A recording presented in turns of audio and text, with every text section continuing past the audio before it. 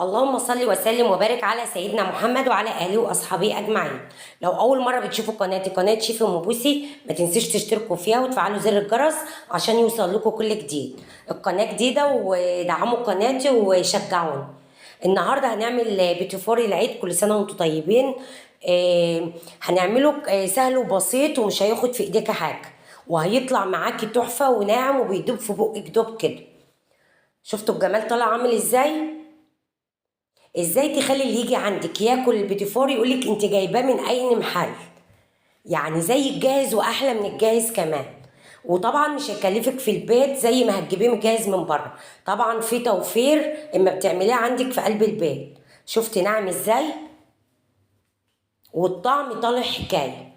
اعملي المقادير دي وهينجح معاكي من اول مره. مقاديره بسيطه خالص. اللهم صل على النبي. دي مقادير كيلو دقيق. معانا كيلو دقيق